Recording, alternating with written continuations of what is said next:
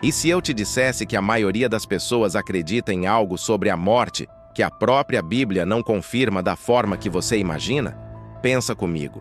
Desde criança você provavelmente ouviu que quando a gente morre, a alma sobe para o céu ou desce para o inferno. Simples assim. Mas e se essa versão que todo mundo repete fosse incompleta? E se os maiores mistérios sobre o que acontece depois da morte ainda estivessem escondidos em textos que existem há milênios, esperando alguém fazer as perguntas certas? Fica até o final, porque o que você vai ouvir hoje vai mudar completamente a forma como você pensa sobre vida, morte e eternidade. Vamos começar pelo começo. O que é a alma, segundo a própria Bíblia? A palavra usada no hebraico é nefesh. E sabe o que nefesh significa literalmente? Ser vivo. Não uma parte invisível que flutua pelo ar depois que o corpo morre. Em Gênesis capítulo 2, versículo 7, Deus formou o homem do pó da terra, soprou nas suas narinas o fôlego de vida, e o homem se tornou uma alma vivente. Não que o homem recebeu uma alma. O homem se tornou uma alma. Essa diferença de uma única palavra muda toda a teologia que você aprendeu. E agora vem a parte polêmica. Essa ideia de que a alma é uma coisa separada do corpo, imortal por natureza, que sobrevive sozinha após a morte, essa ideia não tem origem bíblica. Ela tem origem grega. Foi Platão, filósofo pagão, quem ensinou que o corpo é uma prisão e a alma é imortal por natureza. Quando o evangelho se expandiu pelo mundo greco-romano, as duas visões se misturaram. E essa mistura atravessou séculos, entrou nas igrejas, e é o que a maioria das pessoas repete até hoje, como se fosse doutrina bíblica pura. Comenta aqui embaixo o que você sempre acreditou sobre o que acontece com a alma no momento da morte. Você vai se surpreender com as respostas dos outros. Agora, vamos para o que a Bíblia realmente diz sobre o estado dos mortos. E aqui começa a polêmica de verdade. Eclesiastes capítulo 9, versículo 5 diz com todas as letras: os mortos não sabem de coisa alguma, sem consciência, sem percepção. Salmo 146, versículo 4 diz que no mesmo dia em que o homem morre, os seus pensamentos perecem. Não ficam, perecem. O próprio Jesus, em João capítulo 11, se referiu à morte de Lázaro como um sono, e foi até o túmulo ressuscitá-lo, não até o céu buscá-lo. Essa visão tem um nome na teologia: sono da alma, e foi defendida por Martinho Lutero, o pai da Reforma Protestante, que escreveu que a alma dorme desde a morte até o dia da ressurreição, sem sentir nada, sem perceber o tempo passar. Se Lutero defendeu isso, por que quase nenhuma igreja ensina hoje? Porque no caminho entre os primeiros séculos e hoje, a filosofia grega venceu o debate dentro da própria cristandade. E por falar em ressurreição, esse é o ponto que a maioria das conversas sobre morte cristã apaga completamente da narrativa.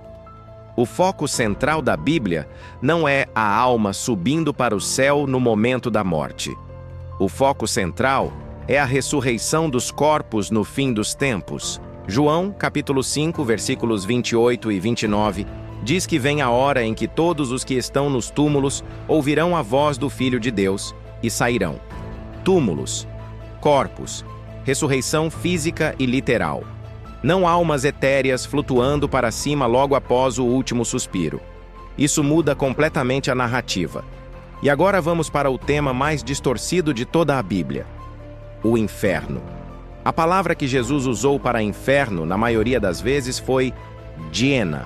E Geena era um lugar real e concreto. O Vale de Inom, fora de Jerusalém, onde séculos antes crianças eram sacrificadas a ídolos pagãos.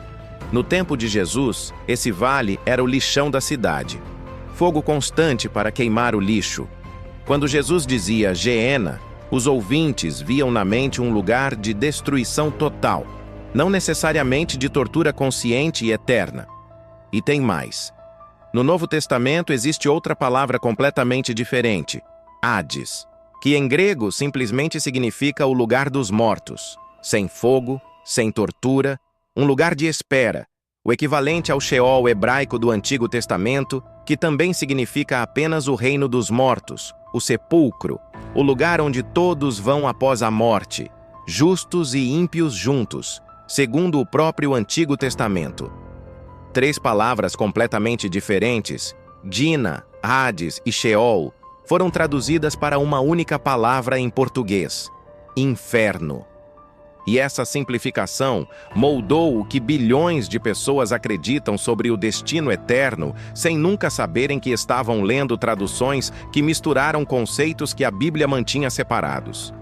Salva esse vídeo agora, porque essa é a parte que a maioria das pessoas nunca ouviu na igreja.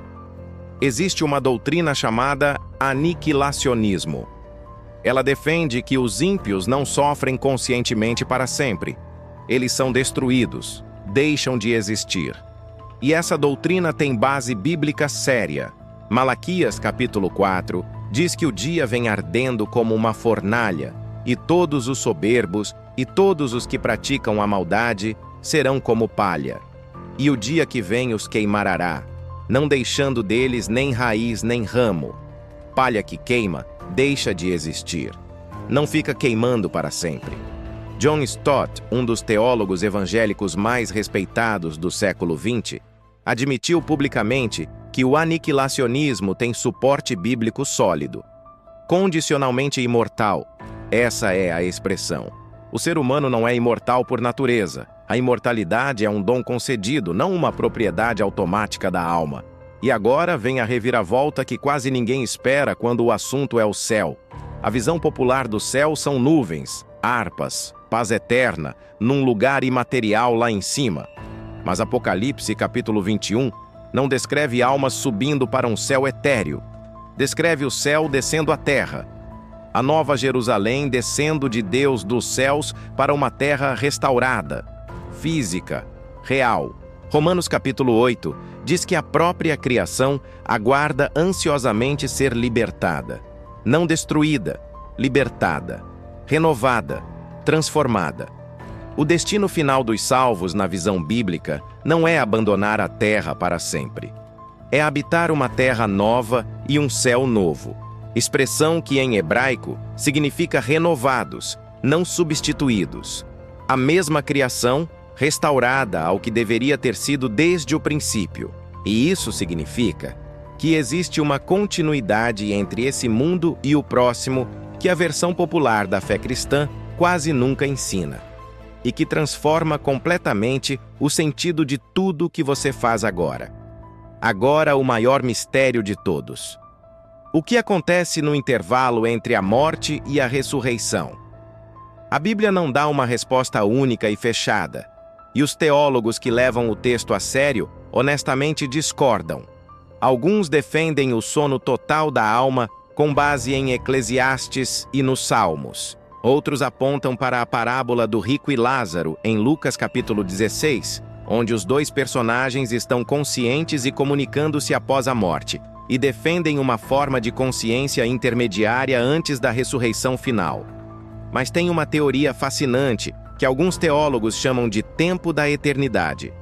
A ideia de que fora do tempo linear, do ponto de vista do morto, não existe espera. O próximo instante de consciência após a morte é a ressurreição. A morte e o juízo final são experimentados como um único momento, porque fora do tempo, o intervalo não existe. 2000 anos de teologia e os maiores estudiosos da Bíblia ainda debatem essas questões. Não porque a Bíblia seja vaga, mas porque o tema é maior do que qualquer sistema teológico consegue conter completamente. Se você chegou até aqui, você já sabe mais sobre o que a Bíblia realmente ensina sobre morte, alma, inferno e eternidade do que a maioria das pessoas que frequentam uma igreja há décadas. Compartilha esse vídeo com alguém que também tem coragem de fazer as perguntas que a maioria evita. E se inscreve agora, porque os próximos temas são ainda mais polêmicos do que esse.